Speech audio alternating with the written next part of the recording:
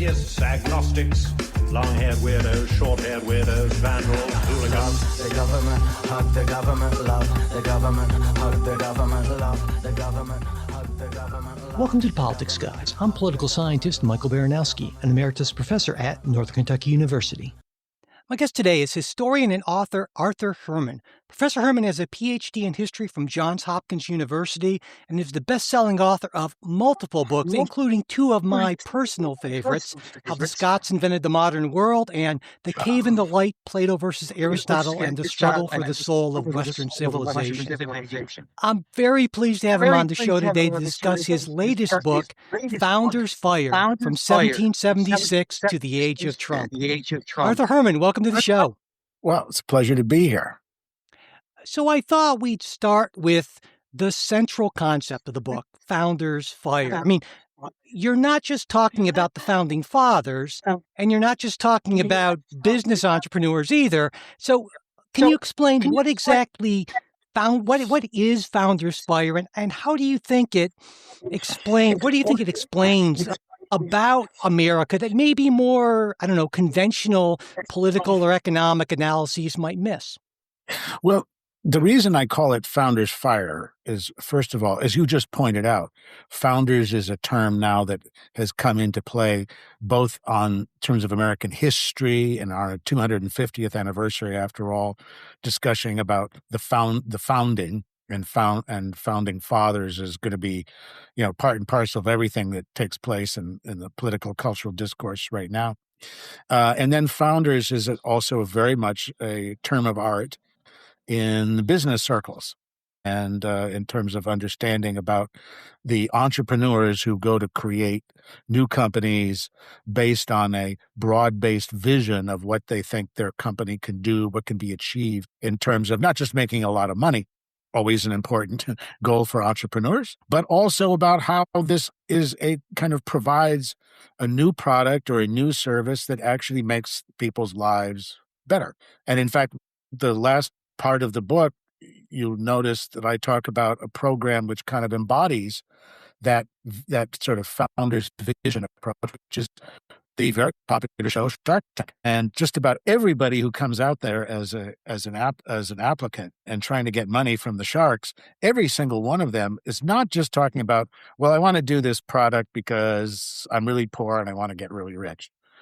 Almost all of them will say, no, I see this as something that will enhance the lives of mothers-to-be, of fathers-to-be, of people who grew up in my circumstances, or people who use a certain product who need it, et cetera, et cetera. Yep. So the point is that a founder is someone who has certain key qualities. One is that sense of vision, that what I'm doing here is going to benefit as many people as possible, and that from that benefit, they will then reward me for the time and effort that I put in that's involved, that it involves a certain amount of drive and persistence. In other words, it's not just a dream that you come up with some ideas about, maybe someday I'll create a business to do this, and then you go back to your ordinary life. No, founders have this need to fulfill that vision and to devote their time and effort to achieve it. And then the third quality that goes with that, which I think is also important, is that with every important founding goes a degree of risk. Financial risk in many cases, personal risk in other circumstances, but that from the founder's point of view, from the person's point of view, that the opportunity that comes in this situation in creating a business, creating an enterprise, that the opportunities so far outweigh the risks that are involved that you're willing to put yourself on the line. And maybe not just put yourself on the line financially, but even in a personal, even existential way. And so the characteristics that make for a founder in modern business and in the world are also, as I stress in the book, the same characteristics of what we call the founding fathers. And I want to spell out for them that they had this vision of what America was going to be, what American independence would be about, not just for the 13 colonies, but for the world and for the cause of freedom. That they had also this drive to push ahead with it and to create not just a nation, an independent country, with the Declaration of Independence, but then also a new nation with a new structure to it, which was the U.S. Constitution. Because those two events, the Declaration of Independence, the U.S. Constitution, very much the same personnel, but also very much the same vision about what America's possibilities are to achieve. But then the third element is that element of risk, and the risk that was involved in declaring independence and taking on militarily the greatest empire on earth, Great Britain. That every one of those men in the Continental Congress who signed that declaration knew that they were putting their lives on the line. As Franklin said, we either hang together or hang separately. But the operative word is hang, that they knew that that was the risk that they were running by engaging in that process. Most business founders don't quite have that level of existential risk, perhaps, but the same willingness to commit, the same willingness to take on risk here is, I think, what motivates the most successful businesses in the course of, in America, in our American story, but also the most successful enterprises as well. Because Founders Fire is not just about business, and it's not just about 1776. It's about those who dedicate themselves to creating a vision, of carrying that out, of assuming the burdens, the time, the effort, the risks that are involved, because they see a greater and brighter future for Americans or for the world as a result. Throughout the book, you make this distinction between founders and managers. And I think it's easy to romanticize founders, and we often do, and sort of dismiss managers as these soulless cogs, right? And certainly there was a big, I think, literature about that in the mid-20th century. But I wonder if, especially these days, sort of competent, unglamorous managers aren't undervalued. And I wonder what your take is on that. Yeah, that's a really great question.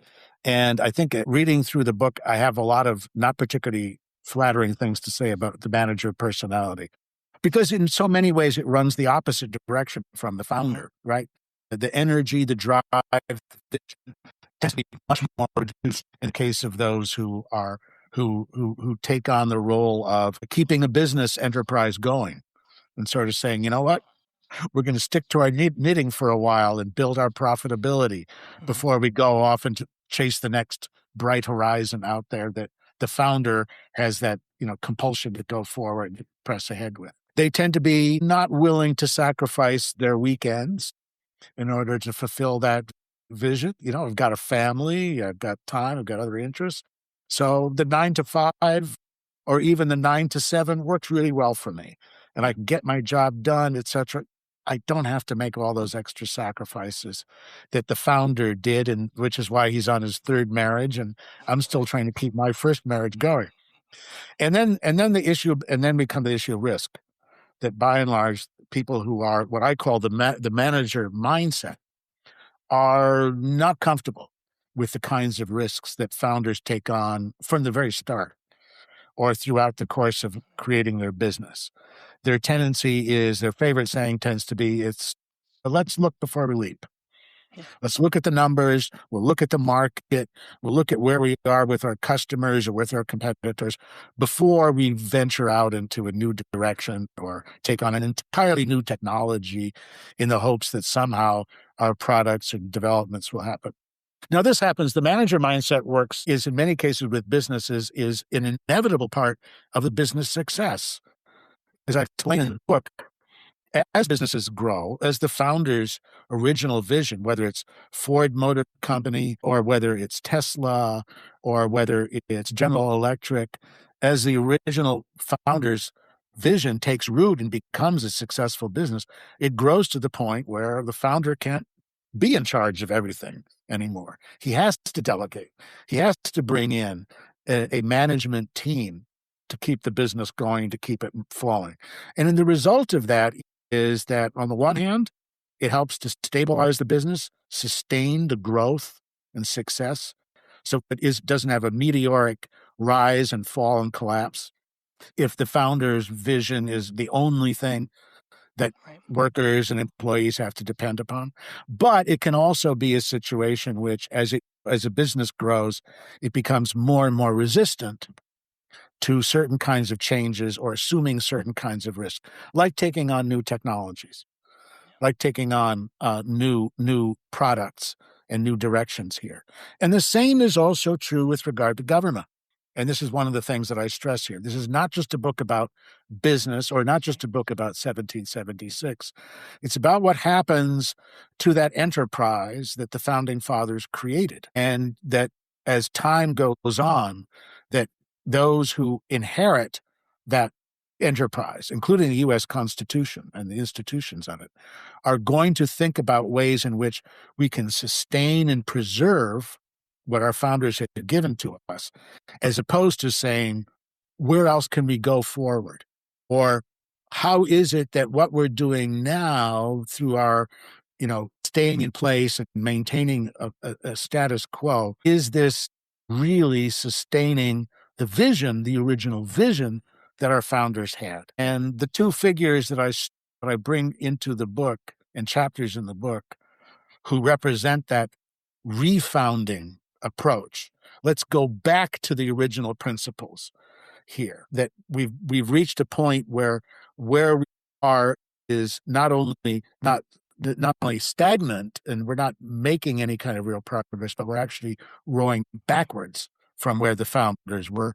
The two figures that I mentioned, one is Abraham Lincoln, and then the other one, Martin Luther King, who don't fit into any business view about how founders operate and how their impact on the economy or on American history and so on. But in terms of rediscovering key principles that the founders had, the original vision, they are, I think, absolutely central to the American story. And can you talk a little bit about what you see as those key principles that the founders, both in 1776 and 1787, gave us, and maybe your sense of which of them are most in need of recovery or revitalization right now in our present moment? Sure. Well, I think the two that were most important to Lincoln and Martin Luther King were the principles embodied in that statement in the Declaration of Independence about being endowed by our Creator with certain inalienable rights, and that one of those would included life, liberty, and the pursuit of happiness, but also an equality of those rights, that every American had the right to enjoy those qualities of life, liberty, and the pursuit of happiness.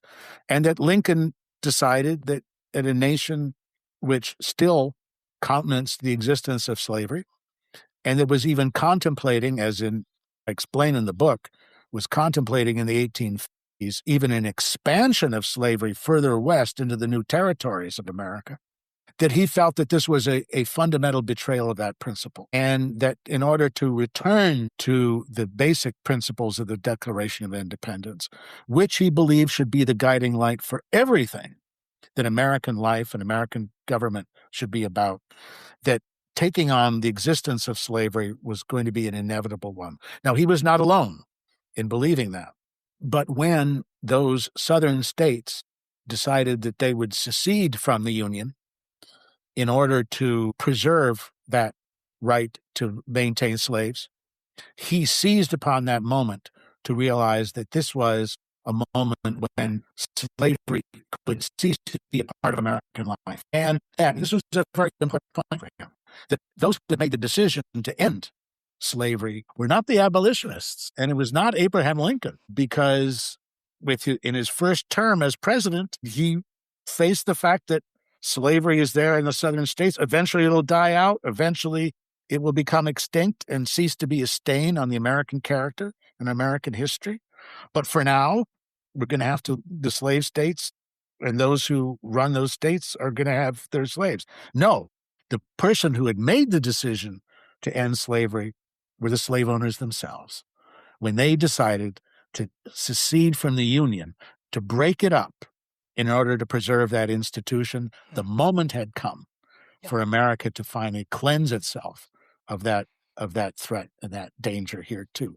And with Martin Luther King, I think you could make a very similar argument as well, in this sense that King, like Lincoln, was focused on those words in the Declaration of Independence, that every human being is endowed with these rights, and that the evolution of American governance after the Civil War had steadily eroded those rights for Black Americans, and that a refounding of American principles meant embracing that equality for all Americans, including African Americans. And this was the launch of the Civil Rights Movement. And yet, for King, the decisive moment here for ending segregation and for ending the discrimination against African Americans wasn't coming from African Americans. It was coming from the South itself. Through its Jim Crow laws, through its segregation, it was betraying that fundamental principle. And therefore, segregation had to end. It had to come to a conclusion in order to fulfill the vision of the original founders, which was so important to King and so important to his whole civil rights movement of going back to the basic principles on which America had been built and founded in the first place. And, you mentioned Lincoln, and Lincoln was a very energetic executive. And even today, we see a lot of folks, oftentimes on the right, talking about the argument for a stronger presidency, the unitary executive view, that sort of thing, as a way to kind of break through that managerial risk-averse mindset. But others, often on the left these days, will say, well, wait a second, there's a line here, an important line between an energetic executive and sort of a dangerous personal rule sort of system where some on the left feel we've started to enter into. And what do you think about where that line is and how we sort of balance that tension there? Well, it's interesting, isn't it? Because if we were doing this podcast in 1936, instead of 2026, right? The political views would be switched exactly opposite. It would be the liberals during Franklin Roosevelt's presidency would be arguing for an energetic presidency and the need to take firm and bold action as part of executive power. And it would be Republicans and those on the right who would say, no, there have to be very strict constraints on presidential power and presidential action of what's possible and what's not. So to a certain extent, the debate depends on which side of the ideological struggle you want. If your president tends to be on the conservative or on the Republican side, you're fully in favor of him taking strong action. Yeah.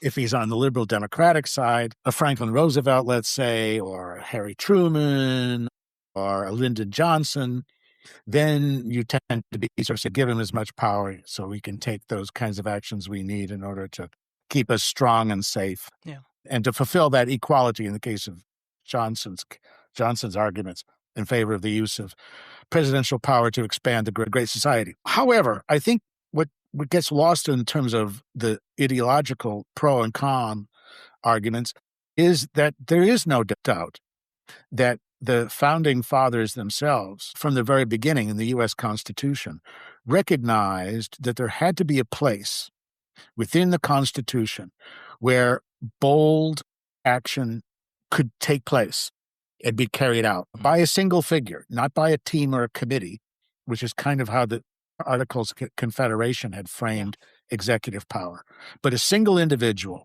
who could, in certain circumstances, take action the way and in pursuit of a vision, just as any founder has a desire to take bold action in pursuit of a particular vision, and that he would have that power even in the face of a legislative majority against him, which has happened in American history. It, in many ways, happened with Lincoln, where a lot of his effort, for example, to abolish slavery and to constitutional amendment to do so faced constant opposition, even through the war against the South here, and it fears that this was going too far and that this was endanger the war effort, that this would have long-term consequences for the social and economic well-being of the nation, even after the war, etc. And so whether you're talking about a Donald Trump or whether you're talking about a Franklin Roosevelt, or if you're talking about even a George W. Bush during the War on Terror after 9/11, that the Constitution does provide this seat for bold action within the bounds of constitutionality, and that ultimately the decision of what is and is not permitted in terms of constitutionality resides with the final voice on what is and what is not constitutional, namely Supreme Court. Yeah. And in the case of Franklin Roosevelt, the Supreme Court struck down certain actions, initiatives that Roosevelt had taken, saying you've gone too far. This overstretches the power, executive power that you're given by the Constitution. And we've seen that with Supreme Court dealing with Donald Trump with regard to things such as tariffs, for example, of striking down and sort of saying, no, there are limits to the amount of power that you can exercise under the requirements of emergency situation or whatever. However you want to define it, you don't have that kind of a power with regard to that. Yeah. But the fact remains that there is a place in which that executive power exists. No other democracy on earth has that. All the parliamentary democracies, everywhere, the power of a prime minister is hemmed in or confined by the legislative majority which he heads and directs. France is the only one that comes close. France is the only one where the president of France can have certain kinds of executive actions and take certain kinds of executive actions. Under the Fifth Republic, this came in, largely because the president then was Charles de Gaulle, and there was a feeling like this was a power you could entrust to Charles de Gaulle. Just as our founders believed that this was a power, executive power, we could entrust to George Washington. They had no fears about what Charles Washington would do and what he would engage in. But they were willing to take the risk to build a George Washington-type person within the constitutional structure through the office of the presidency, and that they knew there are going to be people who occupy that position who ain't George Washington and who are not unworthy. And yet that power should still remain with that office as part of the three branches of government that we are establishing. One of the things you look at in the book is the relationship between founders and government in World War II. And I'm wondering, to what extent or what lessons can we learn about that relationship, specifically today in regards to our kind of technological competition with China? Right. Good question. And I think a way to answer this through the example of my discussion about World War II and about the relationship between founders and national defense in our history, the way in which to sum this up, Michael, would be this way, that the U.S. Constitution, our founding fathers have basically left the country, I think, three gifts for posterity, which have enabled us to preserve and to really extend that founder's fire and that creativity, that vision, drive, and creativity that I talk about in the course of the book. Three gifts. The first one we just talked about, and that was the creation of presidential power, that of having a seat within government in which it's possible to take bold, unilateral action from the office of chief executive. That's the first gift. The second gift was the creation of the Springfield Arsenal. The Springfield Arsenal, and the man who was really behind that and turning it into more than just a storehouse for weapons for the federal government, but really turning it into a laboratory for the creation of new technologies, new military and defense technologies, is Thomas Jefferson. Jefferson had gone to France and had met an inventor there who was creating interchangeable parts for muskets. And so Jefferson wrote to Henry Knox, who was Secretary of War at the time, and he said, we need to do something like this here. And what we need to do is a place where we can have inventors come in and develop and put together weapons, the muskets, based on interchangeable parts, but do it better than the French are doing in a more systematic way. And so that's what the Springfield Arsenal became. And then in 1997, it got its sister arsenal at Harper's Ferry, where these were, as I say, more than just storehouses for weapons. These were laboratories in which inventors were brought in to help to develop ways to create new and better, what we would call today, defense technologies. And it began with finding ways to perfect the use of interchangeable parts to make muskets faster and better and more efficient in the process here. And they brought in inventors like Eli Whitney, for example, was one of the people who was brought into it. Now, why do I call this a gift? It's because what happens is, and by the way, the Springfield Arsenal became the development of interchangeable parts, soon spilled out from the government arsenal and the work on muskets to other kinds of products and other kinds of systems. Henry Colt used it for interchangeable parts for his revolvers and for his weapons. It became a way to think about manufacturing, producing sewing machines and bicycles and eventually automobiles as well. And the use and development of interchangeable parts for mass production became what foreign observers called the American system. And the American system was unique to the United States of seeing every type of manufacturing process as one in which the use of interchangeable parts could make more and cheaper and faster products in the course of it too. So the relationship between defense technology on the one hand and then civilian technologies was very close. And the reason is because the people who were doing this were not military people. They were, if you like, call outside consultants. They were businessmen. They were inventors. They were people who were in mechanical engineering who understood these principles. So why do I call this a gift? It's because our national defense has always depended upon the initiatives and developments within private industry and within the private sphere. And that this was the case with development of the American system, starting in the Springfield Arsenal. It was the case during the Civil War, where the northern states' industrial might was moved directly into creating a military industrial complex, I'll use that term for it, which completely overwhelmed the resources of the South in the course of the Civil War. Right. And it also achieved the same on a even more spectacular scale with regard to World War II. And my previous book, Founders Freedom's Forge, is about how that mass production method, which had been part of American industry, particularly the automobile industry, came to be the basis on which America was able to build a war machine and war material on a scale no one had ever seen before. Was all made possible by the fact that the American defense technologies have always looked to private industry for leadership, for ways in which to do things and ways in which to bring in new technologies.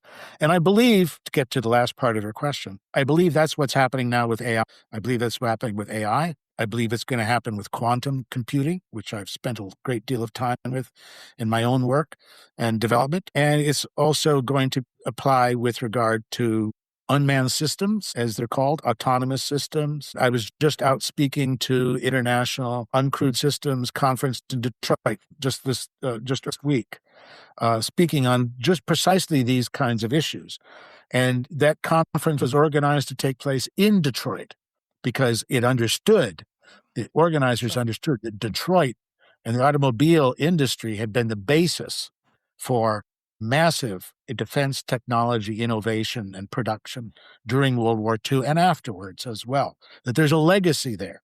And my point is that legacy lies not just in Detroit and its role in World War II in development, but extends all the way back to Thomas Jefferson's letter to Henry Knox saying, "You won't believe what I just saw this French inventor doing.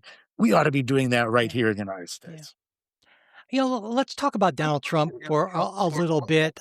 A lot of his appeal was built around this idea that the governing class, really in both parties, had failed regular working Americans through things like bad trade deals, outsourcing, immigration, and a sort of cultural contempt, I'll call it. And so I'm wondering, in your framework, do you see Trump as more of a backlash figure or actually a founder?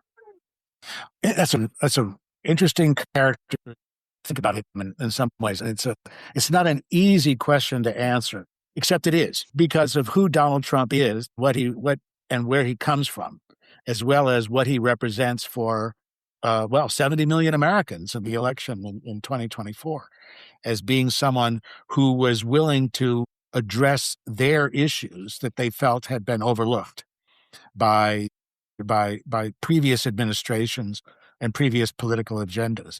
in key ways. And with regard to Donald Trump himself, you have to understand that he is a founder in his prior life as a real estate developer.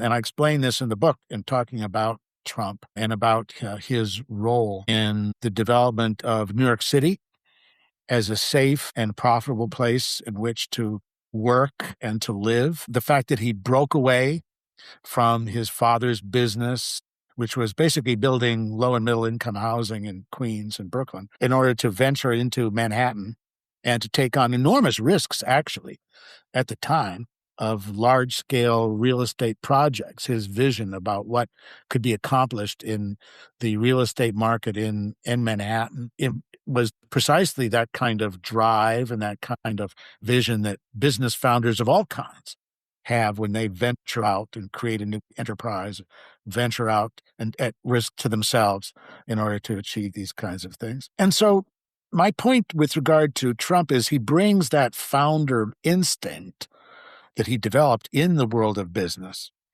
into the role of governance. And I think it comes in two respects. One goes directly to the question of the people that you're talking about who have felt kind of forgotten. And he talks about them as the forgotten Americans. He has done that in his first term and also in his second term.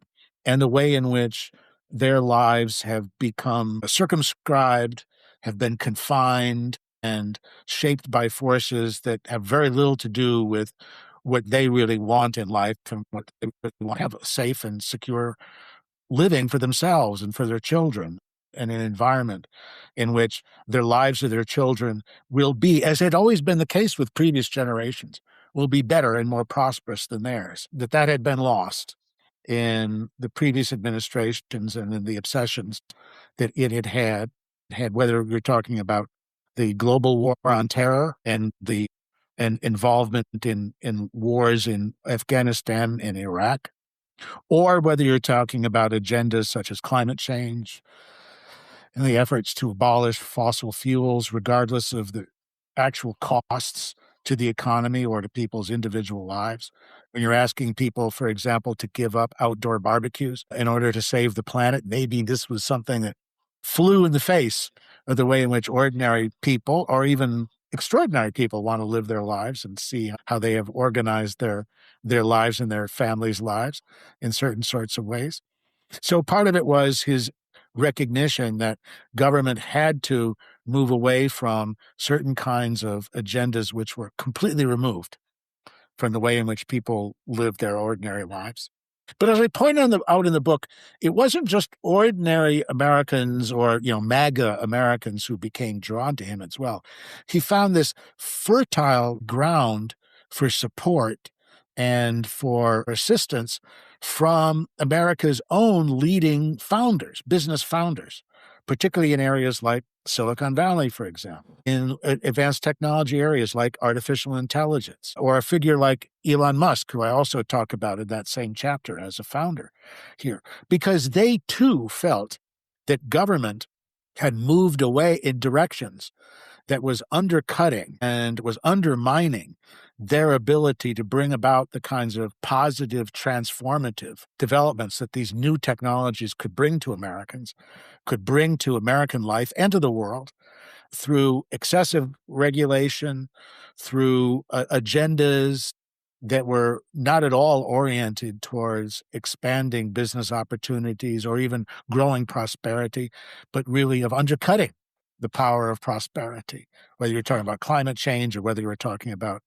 DEI, that all of these were ways in which the possibilities, the fruitful possibilities of these new technologies and new industries for the future were being distracted by or even being undermined by these other kinds of agendas. And that Trump would come in and, like them, perceived that things had to change, that we had to go back to, if you like, we had to go back to another kind of refounding, Michael, which is a refounding based upon that idea that America has a mission to fulfill that founder's fire, to allow it to spread, that creativity spread. And now we come to the third gift that I mentioned at the beginning. You talked about presidential power. in the Springfield Arsenal. But there's a third one, I would say, as important as the other two, maybe more. And that is, it is the U.S. Constitution in Article 1, Section 8, that creates what becomes the U.S. Patent Office.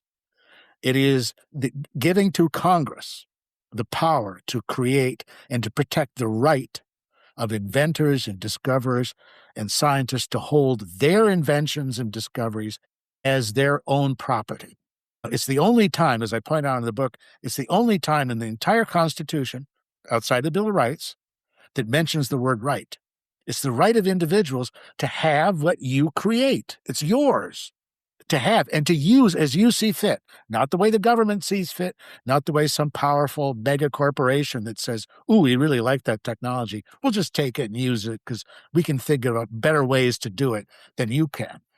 They don't have that right. It's yours. And what that means is that the founding fathers, the writers of the Constitution, all understood how important it was to have that power of creativity, of invention, of innovation belong to individuals. That this would be a way to release what Abraham Lincoln called the fire of genius.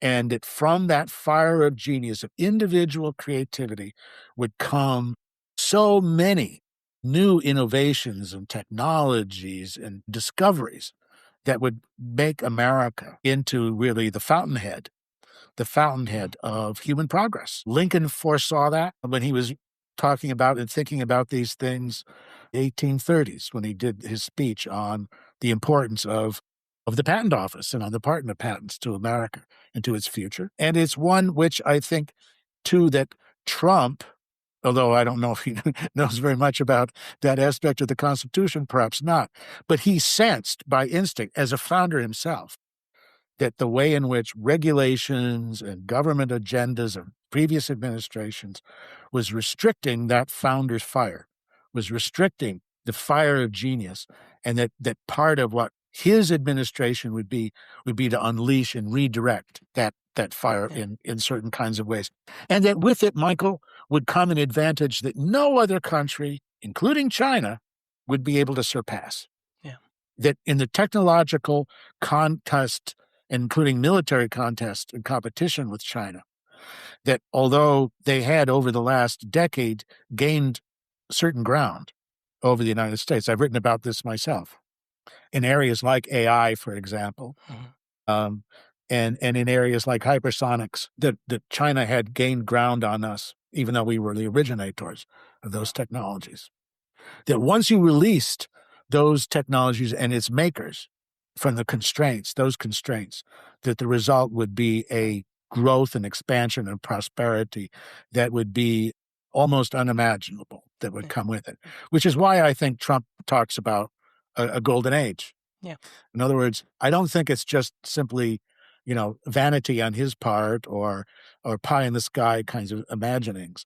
I think it springs from his awareness of just what happens when you let American founders do what they do best and allow them to engage in this level of transformation and innovation that we're talking about. Yeah. I think even if one grants, and I think it's a fair thing to grant, that in terms of physical structures, Donald Trump is a builder, a lot of folks might question how that has transferred over to government, because when we look at what Trump has done in many instances, he's destroyed a lot or weakened a lot. Like, we can trust in elections, we can trust in the courts and civil service, and even people in his own party when they go up against him. And so in that sense, I wonder if perhaps his building sensibility in terms of the private sector and literal buildings maybe hasn't transferred over into building anything new and durable and better in terms of government, but rather he's just essentially been, in terms of government again, mostly a destroyer to this point. Well, of course, when you bring up the issue about being a builder, I think about that White House ballroom.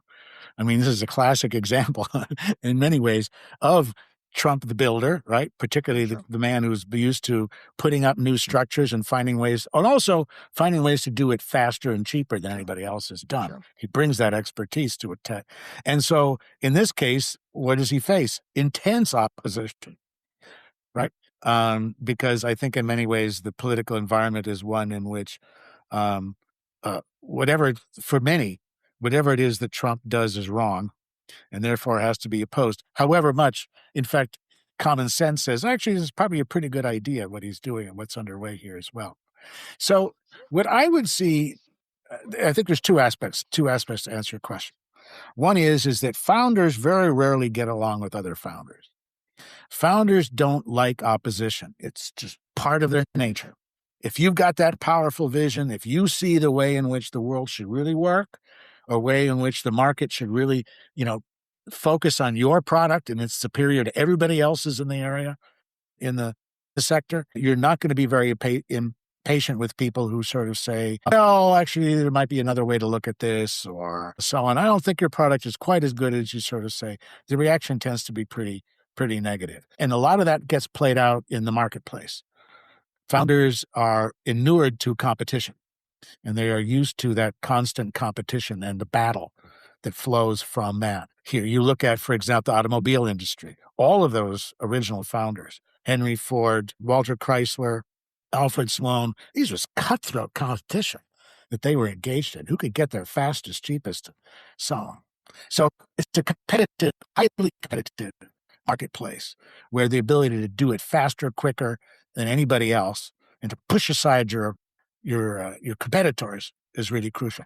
Trump brings a lot of that instinct to his role as president. There's absolutely no doubt about that. He is not a keen admirer of the idea that politics is about addition, of carefully building coalitions of interests, etc., and going forward here. That's more kind of on the manager side of the way in which politics works. If you're putting together a legislative bill, as you know, Mike, you're putting together a bill in the legislature, you've got to build a coalition.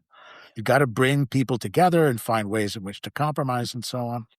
This is why Donald Trump could never be a senator or even a member of Congress.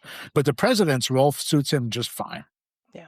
Because he can take action unilaterally and push hard. He's also, and this is true for a lot of founders as well, he loves the battle. And a lot of people he runs up to don't. In fact, my own suspicion about him, and you got to understand, I've been a Donald Trump watcher for 40 years. When I worked on Wall Street in the mid-'80s, Donald Trump was very much part of the scene. And I was living in New York and working in New York. He was very much part of the scene, very much disliked by my Wall Street colleagues at the time. So he's lived a long time getting the scorn and opposition and loathing of very powerful and influential people. He lives with it. It's part of his pride. It's part of his crown of pride, is having that. But he also is, I think he's someone who loves the battle almost as much as he loves winning. And so rubbing people the wrong way, being aggressive in those situations, telling Canadians that, hey, you'd be a great 51st state. In New York politics, in that kind of world, that rough and tumble world, those kinds of things exchange back and forth, and so on. Others have thinner skins for that kind of discussion, including in our own government and our own situation. And I think, and now we get to the question about a destroyer versus a founder.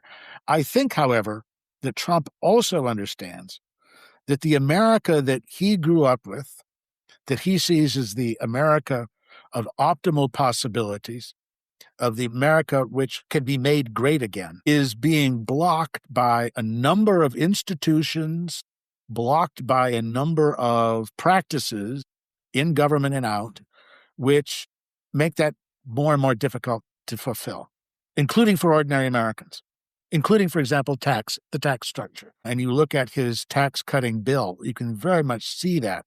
It's about rolling back the way in which changes have taken place and have developed, and in many cases have been accepted by American public and by American government, but which represent blockages to fulfilling that vision, fulfilling that future. And so that's part of his bull in the china shop that he has set for himself, and that many, I think, especially in the first administration, saw as very necessary and very much required. I think in the second administration, there has been, and I talk about this in the book, I think there has been a certain degree of settling down with regard to that, a little less broken crockery and a little bit more thinking about what do we build to replace that in terms of legislation. In terms of legislation like the most recent one, the Clarity Act, with regard, how do we create a coherent legislative formula for integrating cryptocurrencies into the larger financial community and into making them not only a profitable venture, but also a safe and competitive one with regard to other traditional financial institutions. His approach to energy policy. In all of these respects, I tend to see him more as founder builder than record destroyer. Right.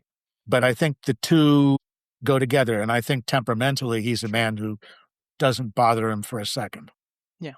Later in the book, you talk about Charlie Kirk, Turning Point USA, and argue that that is part of the modern founder story. There's even a comparison to Martin Luther King in terms of movement building, return to first principles, that sort of thing. And I'm sure that a lot of listeners will kind of find that comparison a bit jarring. And so I was hoping you could talk a little bit about that parallel, to what extent it applies and maybe where it stops.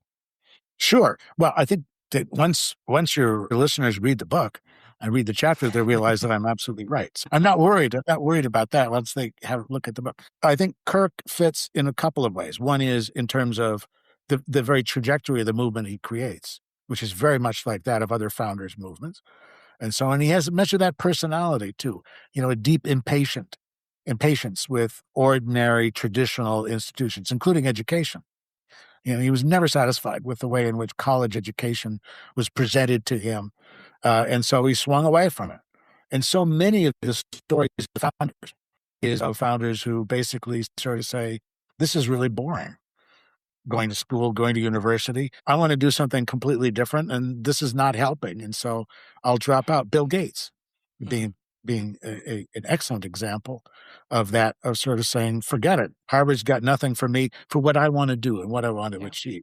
And I think that was true for Kirk as well, not just for what he wanted to create in terms of a movement, but also for how he would educate himself and what he wanted to learn, that college and university in a traditional sense was simply not giving him the information, the way of a perspective of understanding that would fit into what he saw, which was a enormous revival, the possibility of an enormous revival in Judeo-Christian belief and in motivation for understanding what the role that Americans can play and engage in their society, and the constructive role that they could play in their lives. And again, I think as I draw the parallel with King, I think the centrality of religious belief, of Christian belief for Kirk and Reverend King, we can't forget about that too, are central for both of them as part of their mission, as seeing a fulfillment of what the Creator, the Supreme Creator and God has given to his creation and for the human beings that make up for it or engage in it. And like King, in order to bring about that movement, to bring the movement into the mainstream, to make it relevant, he had to find an issue that touched on something fundamental to what that American founding was about. In King's case, it was about Jim Crow laws, starting with the legal discrimination that African Americans faced, and that the way in which to really bring that to the fore in a very concrete way was with regard to busing, and the way in which the bus system in a city like Montgomery, Alabama, discriminated against Black people. This was a starting point for opening up the discussion about a much larger vision for King and for the civil rights movement. I think that's also true for Kirk. And the issue that he chose for if you like, a refounding, or going back to principles, was free speech. And that the environment in those traditional and established academic institutions was one that systematically had trampled on that right. Mm-hmm. By the way in which student groups and organizations and administrations and even mass protests had found a way to exclude and to limit the possibility of free exchange of ideas and debate in an environment which ought to be central in terms of intellectual progress, in terms of the role that universities should play as part of the marketplace of ideas and of the development of cultivated minds. So the free speech issue, that question of being able to, and then being able to confront anyone who wanted to talk to him about why I believe what I believe, why I feel, what my belief in my belief as a Christian, about my views about family, about my views about gender relations, that being able to go there into an environment and to engage in that kind of discussion would highlight both the restrictions, the obstacles that have been placed in its way, but then also to highlight how important this is and should be for the way in which not just American universities function, but the way in which American society itself can flourish. Yeah. And like King, he was willing to assume certain amount of physical risk that went with it. Clearly. And in Kirk's case, like King's, he paid the ultimate price for being willing to take on that risk and to advance it here as well. So I see Kirk and the Turning Point USA movement as being an important one, not simply as an aspect of the founder's mentality and the founder's mindset operating outside the realm of business, but also as one that touches on, as with Lincoln, as with King and others.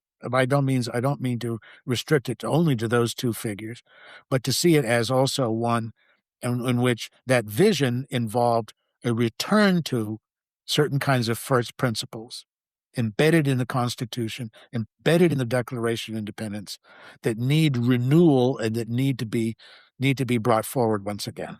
Yeah. One final question. Your book ends on a hopeful note, and that's how I like to end my interviews whenever I can. I think we can see a future where this sort of founder's fire gives us things like AGI, advanced manufacturing, amazing medical breakthroughs, a kind of a Star Trek sort of future.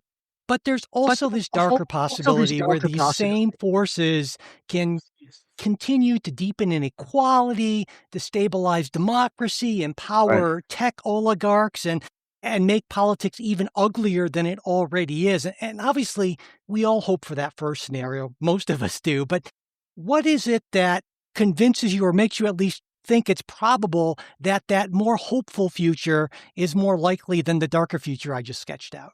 A good question and a good way to think about sort of the where we go from here, where that future lies. And I think in the case of China, we can see where we don't want it to go. And that's because I think the answer does not lie with the technologies themselves. The technologies themselves can be used for good or they can be used for very much evil. And in the case of China, in terms of development of the total surveillance state, and the use of AI and autonomy in order to achieve that role, the creation of the great firewall in China, all of these aspects, which I've written about in articles as well. Mm-hmm. So I'm very much aware of the way in which these kinds of technological developments can take a sharp Orwellian turn that's very disturbing and needs to be protected against.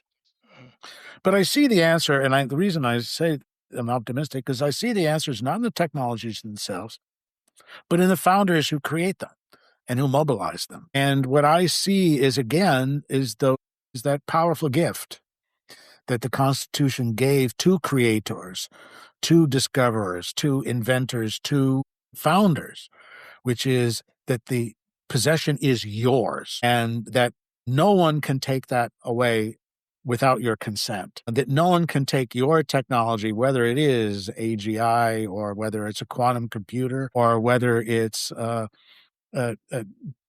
key autonomous system, a drone, for example, that you've created in order to move packages back and forth. No one can take that property away from you, that right away from you, and use it in ways that they see fit, not you. That can't happen. And what that means is twofold. One is that those rights do adhere to individuals, not to government and to the state or to massive state-owned corporations, as is the case in China or in other countries as well. But also, what it also means is that we have a self-renewing process that's involved here. And if you look at the history of founders and the history of American business and American enterprise generally, what do you see? You see a generation of founders who step forward with new products, new manufacturing techniques, new technologies, new discoveries, and so on, who have this burst of productivity and who become enormously wealthy as a result of that, but also make millions of others wealthy and enhances their lives. And then what happens, Michael? We go back to where we started. The managers take over. Right. The managers take over. They say, oh, you know what, this is really great, but we have a responsibility to our shareholders not to move out in a new direction, not to strike out in this regard here too. The founders get old. The founders die. They leave their corporation to the hands of others, including more and more managers, and things slow down, and the vision, the founder's fire subsides to a nice, warm, cozy glow. Yeah. But it doesn't go away, right? It doesn't go, it springs up elsewhere. Yeah. There's other inventors. There's other people who step forward and say, I've got a better idea. I've got another way in which to do this and to carry this out. Or an entirely new technology that no one's thought of before, but which I have now figured out how we can harness it to make lives better, and to make America's future safer and more secure than it ever was before here too. So what makes me the optimist is that I don't see a trajectory of either rise towards a golden age or fall off to decline. I see a self-renewing cycle in which at each stage we learn more, accumulate more knowledge, more understanding, more compassion for those who are part of our society or engaged in it, and that out of that we move to the next level. We keep going forward. But the self-renewal process here, which I think we're locked into, frankly, in America, barring some totally unforeseen constitutional or other form of catastrophe, which forces our Constitution to go through major and disastrous changes. Barring that, that's what makes me optimistic about the future, is what the founders gave us originally in 1776 and then in 1787, and the constant desire and the ability to go back to renew those principles again in every sphere, from how our government functions to how we build a better mousetrap. It's all, and how we defend our country from its enemies. It's all there and all waiting to be renewed each time again. Well, all right. On that optimistic note, we will close. Arthur Herman, it's been a pleasure talking to you. Thanks so much for taking the time. Thanks very much. It's been great talking to you. Thanks for listening to this Politics Guys interview. If you have a question or comment for us, we'd love to hear from you. You can reach us at mail@politicsguys.com. If you're not already a supporter of the show, we hope you'll consider becoming one. Supporters get ad-free versions of everything we release, our full-length midweek episode instead of just a preview, and access to our Politics Guys Discord group. It's a fun place with a great bunch of people. You can support us on Patreon, where you can even sign up for a free trial. And if Patreon isn't your thing, or you're a current supporter and want to give us a little extra one-shot contribution, you can support us on PayPal and Venmo too. You'll find links to all our support options at politicsguys.com/support and in the show notes. If you'd like to get our full-length midweek episodes, but you're not in a position to financially support the podcast right now, just email me. I'm at mike@politicsguys.com, and I will be happy to get that set up for you. And whether you're a supporter or not, we'd appreciate it if you could subscribe, rate, and review us on whatever podcast app you use, as well as sharing episodes on social media. And finally, a very special thanks to our wonderful executive producers. They are Wilma Moreno, Daniel Toe, Ryan Beasley, Don Oglesby, Derek Schmidt, Dakota Heath, Jason Chrysler, Dave Dean, Jeremy Larson, Brian Matza, and Jody Marie Miller.